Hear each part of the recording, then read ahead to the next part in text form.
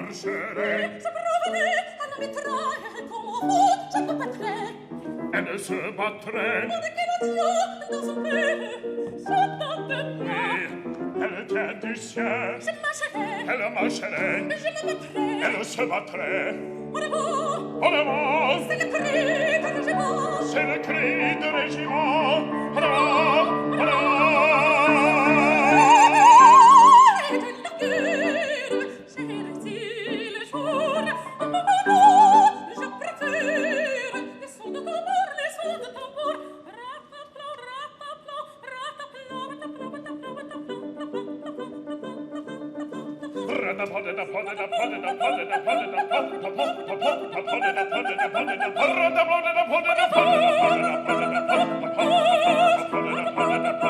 Oh mon Dieu, comme elle se battrait. Quale patria, quale vivantiere di Regiment.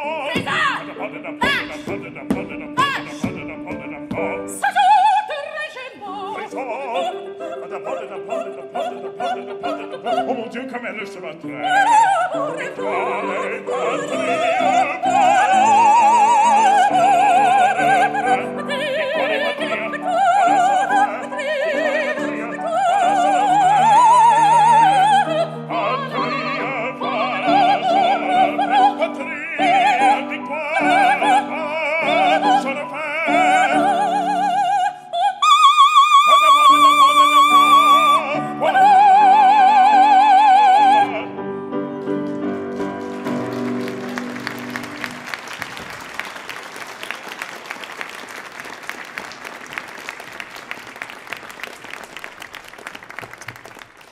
Patrie et victoire, voilà mon refrain.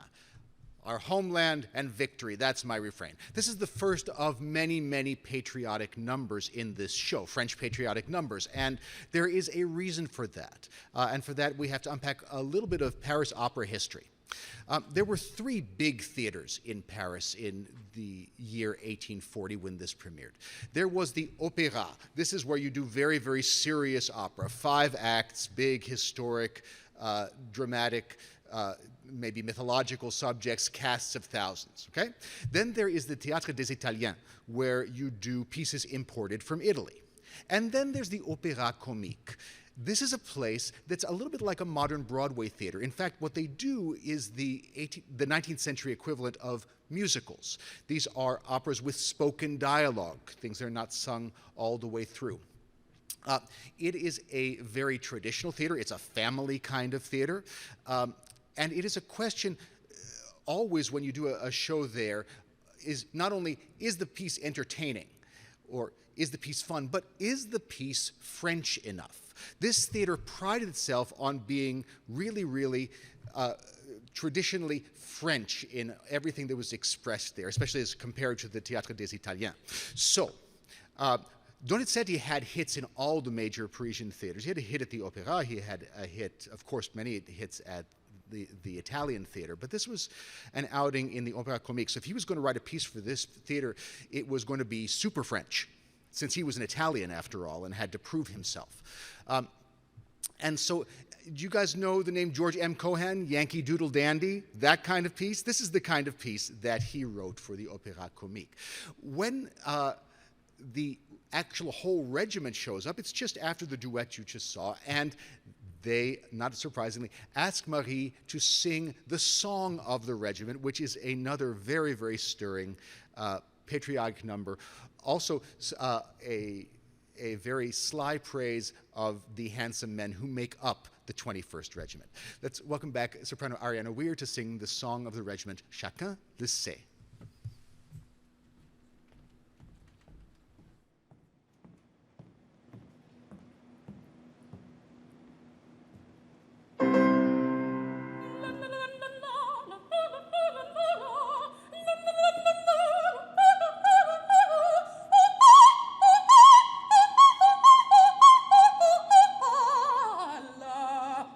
Chacun le sait, chacun le dit, le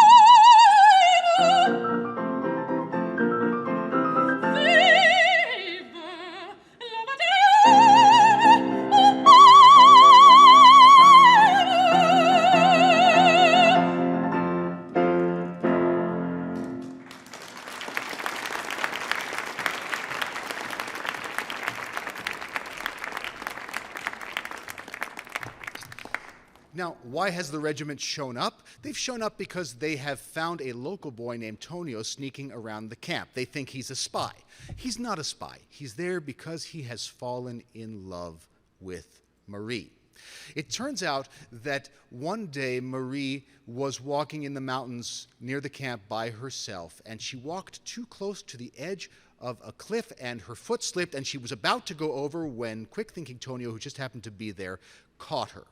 And she went into shock. She fainted, and he had to, thinking quickly, pick a nearby fragrant wildflower in lieu of smelling salts and put it under her nose. It was already wet with his tears because he was so upset for her. Someplace in Paris, I'm sure there was a billboard that said, the feel-good hit of the decade. Anyway, from that moment, he has been hopelessly in love with her.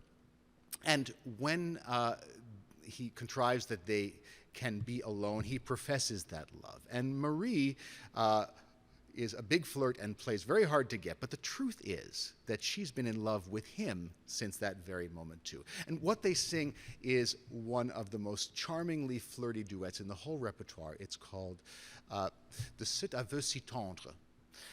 And here to sing it for you as Tonio is tenor Rexford Tester, and as Marie, back again, soprano Ariana Weir, at the piano, Paul Jarsky.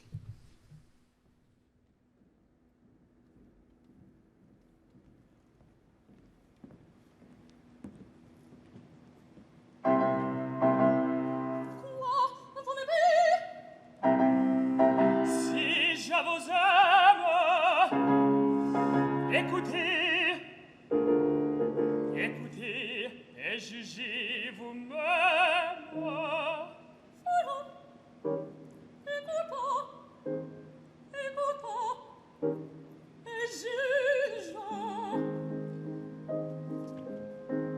Depuis l'instant où dans mes bras je vous récite toute tremblante votre image douce et charmante, nuit et jour s'attache à mes pas. Mais, messieurs, c'est de la mémoire, et voilà tout. Attendez, vous n'êtes pas au bout, mais avec vous pouvez croire.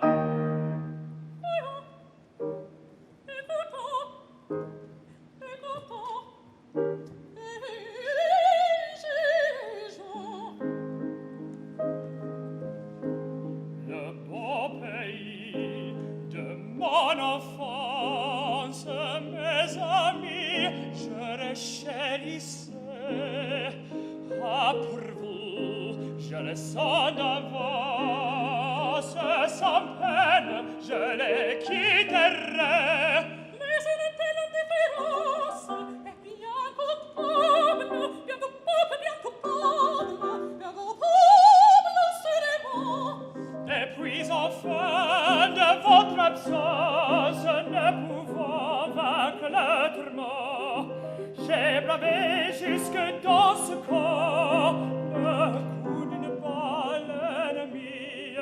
J'ai bravé dans ce corps le coup d'une balle ennemie, ne pouvant vaincre le tourment de votre absence.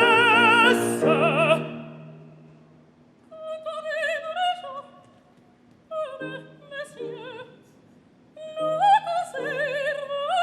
existence. Attendez-vous, monsieur. De cet homme si trompé dans ce jour, c'est pour se défendre, à passer de l'amour, de l'amour. À cet aveu si tendre, nos cœurs en ce jour ne peut pas se défendre, car mon amour. De cet aveu si tendre, nos cœurs en ce jour, ne peut pas se défendre de quoi mon amour, ne peut pas se défendre de quoi mon amour, mon amour, ne peut pas se défendre de quoi mon amour, non, non, ne peut pas se défendre de quoi mon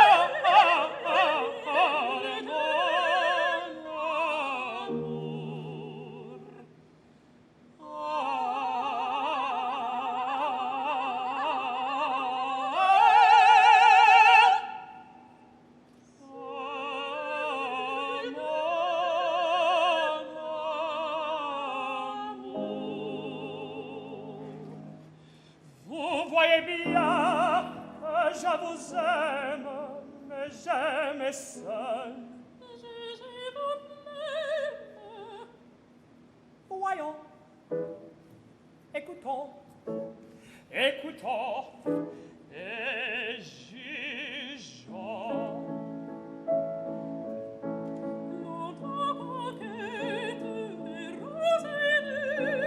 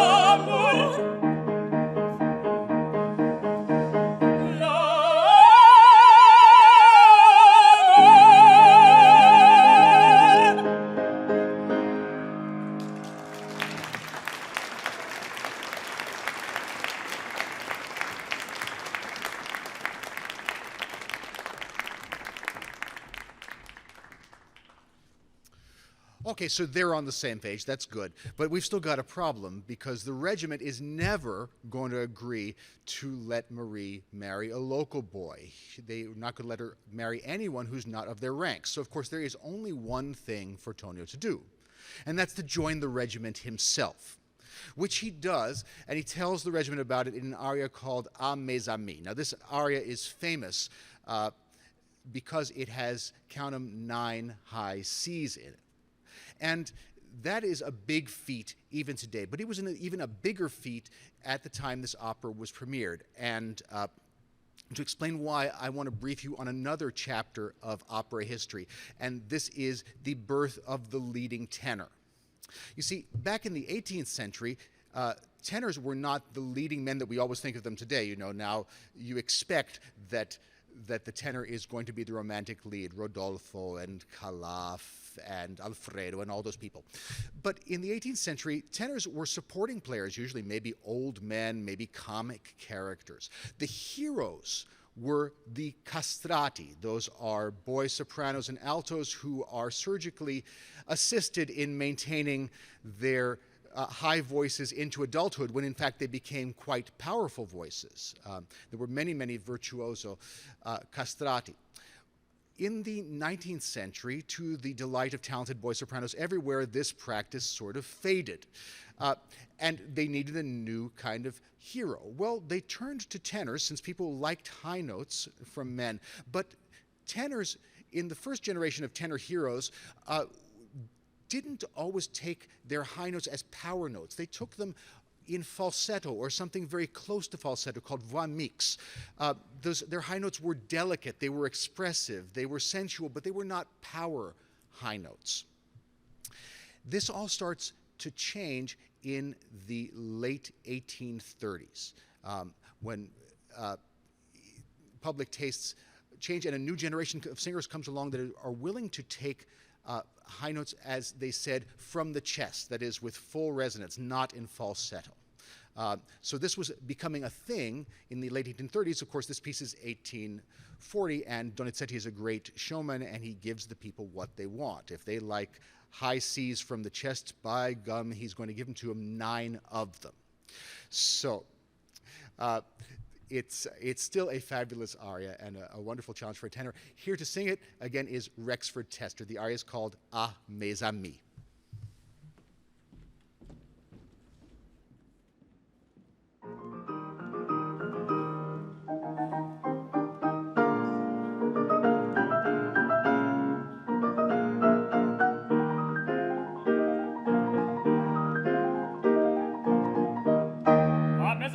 Quel jour de fête, je vais marcher sous vos drapeaux. Ah, mes amis, quel jour de fête, je vais marcher sous vos drapeaux. L'amour qui m'a tourné la tête, désormais me randonneront. Ah, quel bonheur! Oui, mes amis, je vais marcher sous vos drapeaux, je vais marcher sous vos drapeaux. Oui, seul pour qui je respire, à mes voeux, à daigner sourire. Et ce doux espoir de bonheur trouble ma raison et mon cœur.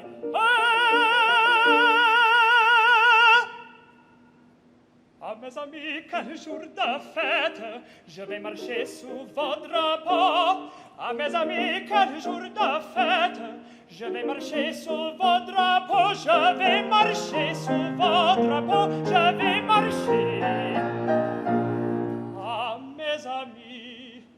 Ah, mes amis, je vais marcher sous vos drapeaux.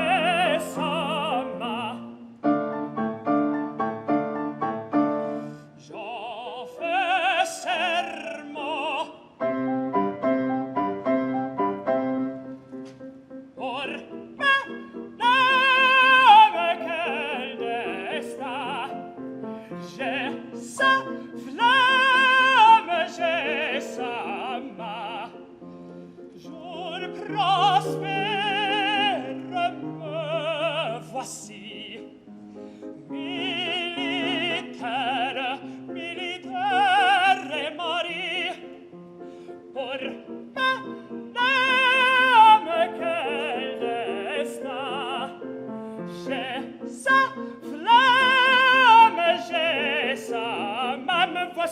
voici militaire et mari, me voici militaire et mari.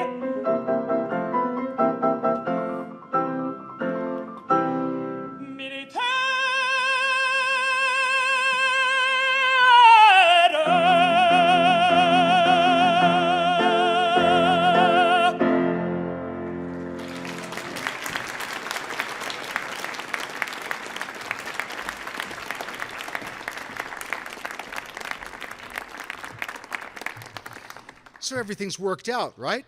Tonio's part of the regiment. The men of the regiment, seeing as how she really loves him and seeing as how he's now part of the regiment, they give their consent, so they're going to be married. But there's a hitch. Remember the Marquise of Berkenfeld?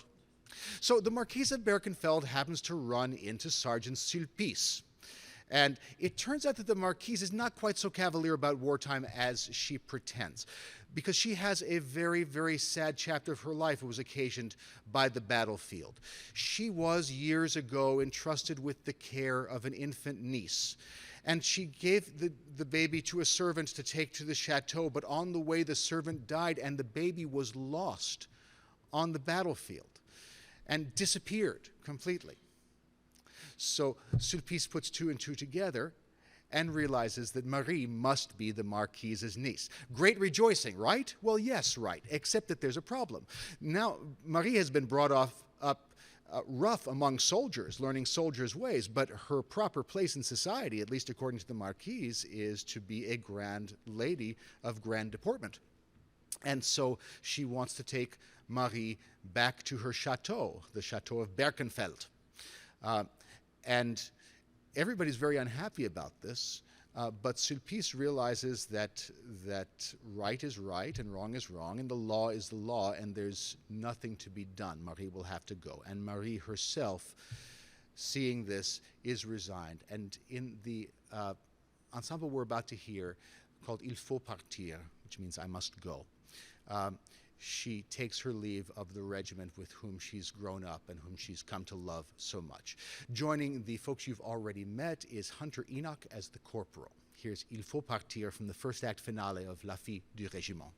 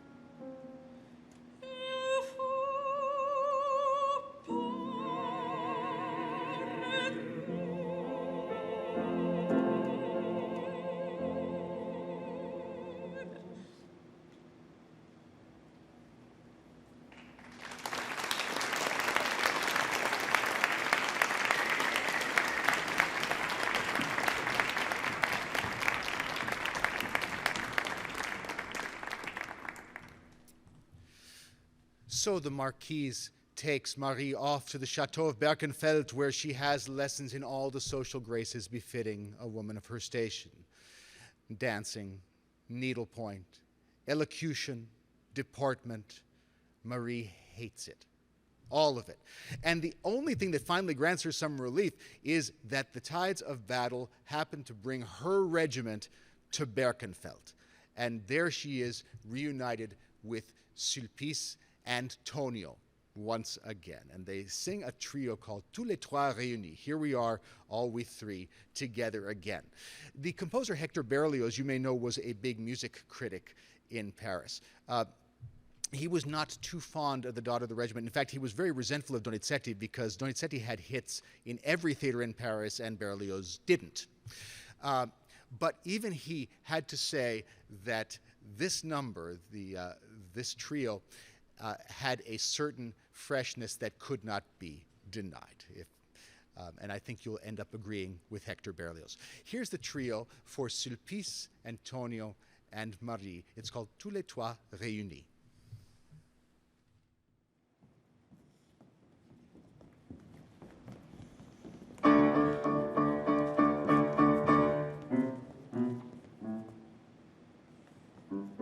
Tous les trois réunis, quel plaisir, mes amis, quel bonheur, quelle ivresse. Tous les trois Tous les trois réunis. réunis, quel plaisir, quel bonheur, quelle ivresse. Tous les trois, Tous les trois tous les trois réunis. réunis, quel plaisir, quel bonheur, quel plaisir, quel bonheur. Nous voilà réunis. Quel plaisir, nous voilà réunis. Nous voilà réunis. Nous voilà réunis. Quel bonheur. Tout souvenir Autant de gagne. vous avez fui. Il reviendra. Je n'y crois Il guère. reviendra. Je n'y crois guère. Le voici près de toi, Sulpice est près de lui. Tous les trois réunis, quel plaisir, mes amis, quel bonheur, quelle ivresse.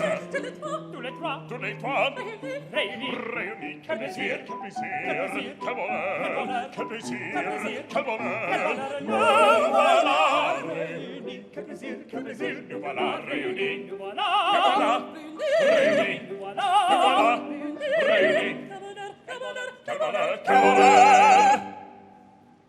tu parleras pour moi, pour moi, tu parleras pour moi, oublieras mes vœux,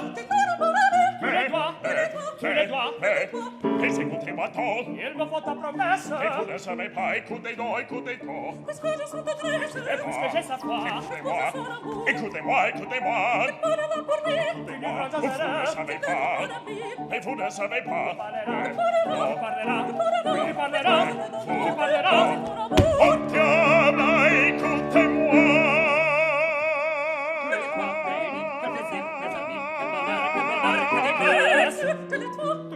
Tous les trois réunis, quel plaisir, quel bonheur, quel plaisir, quel bonheur. nous voilà réunis, Quel plaisir, nous voilà réunis. nous voilà Réunis, nous voilà réunis.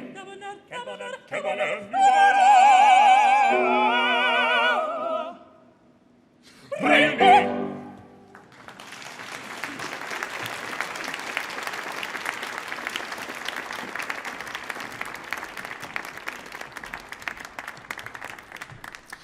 I regret to say that the Marquise bursts in upon this charming scene and she is not amused. In fact, she's very worried to find Marie next to Tonio again because the Marquise has conceived of the ultimate step to make Marie a great lady. She has arranged a marriage for her with the Duke of Krakenthorpe.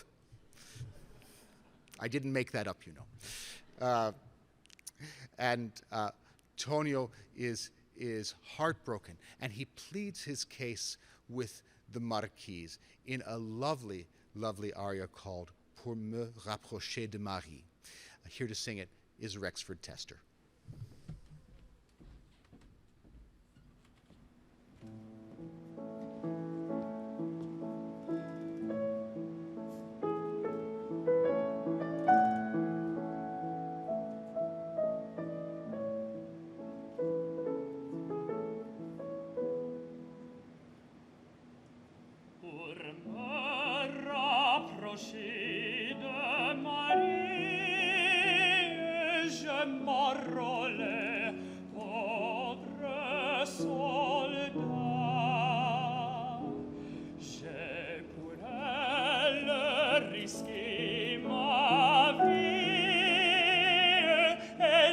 disais dans l'écho bas, si jamais la grandeur enivre cet ange qui m'a si charmé, il me faudrait cesser de vivre s'il me fallait cesser d'aimer.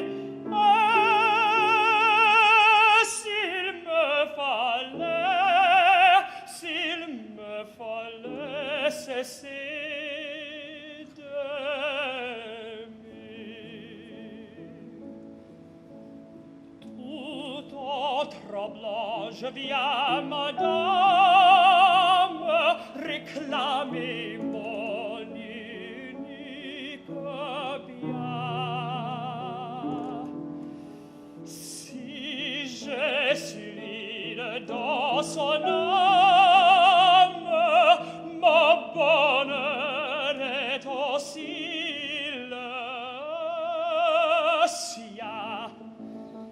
Lorsqu'à l'espoir mon cœur se livre, sa voix sera pour désarmer.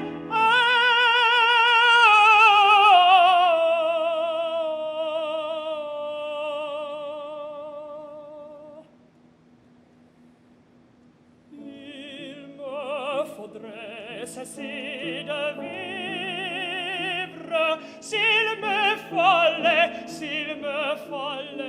cesser d'aimer. S'il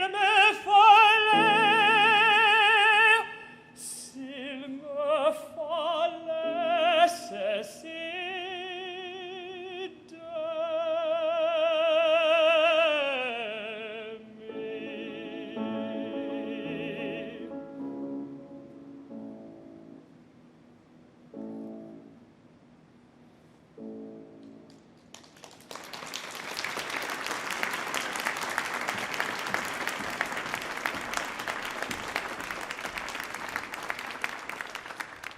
And there, in a nutshell, you really have what's so special about The Daughter of the Regiment. It's that perfect marriage of French spirit and Italian bel canto. And it made it one of the most popular pieces the Opéra Comique ever presented. Thousands of performances. So, the wedding is scheduled. Marie is to marry the Duke of Krakenthorpe. All the guests assemble. And the regiment shows up. And then there is a stunning revelation. What that revelation is, I can't tell you. But you could find out, because there will be 8 performances between November 12th and 20th of The Daughter of the Regiment in the Opera House just behind you. But I will promise you a happy ending. And the happy ending is, unsurprisingly, celebrated with a number called Salut à la France. Salute to France, to glory, to the friends we love, and to love itself. Here for the final finale of The Daughter of the Regiment are Ariana Weir and Rexford Tester and Timothy Bruno, and at the piano, Paul Jarski. Here's Salut à la France.